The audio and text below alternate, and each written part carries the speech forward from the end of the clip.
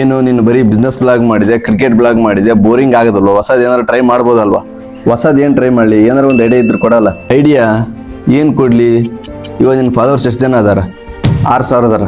100 days ಒಳಗೆ 10K followers challenge start ಮಾಡಿ. ಮತ್ತೆ 100 ಡೇಸ್ ಒಳಗೆ 10K ಫಾಲೋವರ್ಸ್ ಚಾಲೆಂಜ್ ಸ್ಟಾರ್ಟ್ ಮಾಡಿದ್ದಾಯ್ತು, ಕಂಪ್ಲೀಟ್ ಮಾಡಿದ್ದಾಯ್ತು. ಬಟ್ 10K ಫಾಲೋವರ್ಸ್ ಕಂಪ್ಲೀಟ್ ಆಗಲಿಲ್ಲ ಅಷ್ಟೇ. ಬಟ್ ನಿನ್ನ ಬ್ಲಾಗ್ಸ್ ಜನರಿಗೆ ಇಷ್ಟ ಆಗಲಿಲ್ಲ ಅನ್ಸುತ್ತೆ, ಅದಕ್ಕೆ ನಿನ್ನ ಫಾಲೋವರ್ಸ್ ಏನಾಗಿಲ್ಲ.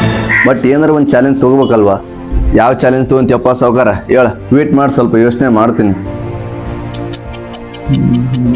ಎಷ್ಟೊತ್ತದು ಯೋಚನೆ ಮಾಡೋದು? ನೆನಪಿಗೆ ಬಂತು ನೋಡಿ. ಇವಾಗ 30 ಡೇಸ್ ಒಳಗೆ public place blog challenging video ಮಾಡ್ಬೇಕಂತ ತೀರ್ಮಾನ ಮಾಡೀನಿ. ನೀನು ಪಬ್ಲಿಕ್ ಪ್ಲೇಸಲ್ಲಿ ಹೋಗಿ ಬ್ಲಾಗ್ಸ್ ಮಾಡ್ತೀಯ? ನೋ ವೇ, ಚಾನ್ಸೇ ಇಲ್ಲ. ನಿನ್ನಿಂದ ಆಗೋದೇ ಇಲ್ಲ ಅದು. ಯಾಕೆ ನನ್ನಿಂದ ಮಾಡೋಕ್ಕಾಗಲ್ವಾ? ಇವಾಗ ಪಬ್ಲಿಕ್ ಪ್ಲೇಸ್ನಾಗ ಹೋಗಿ ಕ್ಯಾಮ್ರಾ ಆನ್ ಮಾಡಿ ವಿಡಿಯೋ ಶೂಟ್ ಮಾಡೋದ್ರೊಳಗೆ ಕೈ ಕಾಲೆಲ್ಲ ನಡುಗ್ತಿರ್ತಾವ. ಪಬ್ಲಿಕ್ ಪ್ಲೇಸ್ನಾಗ ಹೋಗಿ ಚಾಲೆಂಜ್ ವಿಡಿಯೋ ಮಾಡ್ತಾನಂತ. ನಿನ್ನಿಂದ ಆಗೋದೇ ಇಲ್ಲ ಬಿಡೋದು. ಹೌದು, ಬಟ್ ಈ ಥರ ಆಗುತ್ತೆ. ಬಟ್ ನಿನಗೆ ಏನು ಗೊತ್ತು? ನಾನು ಚಾಲೆಂಜ್ ಅಕ್ಸೆಪ್ಟೆಡ್ ಮಾಡ್ತೀನಿ ಅಂತ ತೊಗೊಂಡಿನಿ, ಬಟ್ ಚಾಲೆಂಜ್ ಕಂಪ್ಲೀಟ್ ಮಾಡಬೇಕು ಅಷ್ಟೇ. ಸತ್ರೂ ನಿನ್ನಿಂದ ಆಗಲ್ಲ, ಎದಕ್ಕಾಗಲ್ಲ. ಚಾಲೆಂಜ್ ಕಂಪ್ಲೀಟ್ ಮಾಡೇ ಮಾಡ್ತೀನಿ, ನೋಡ್ತಾ ಇರು ಅಷ್ಟೇ. ಆಗಲ್ಲ, ಮಾಡ್ತೀನಿ.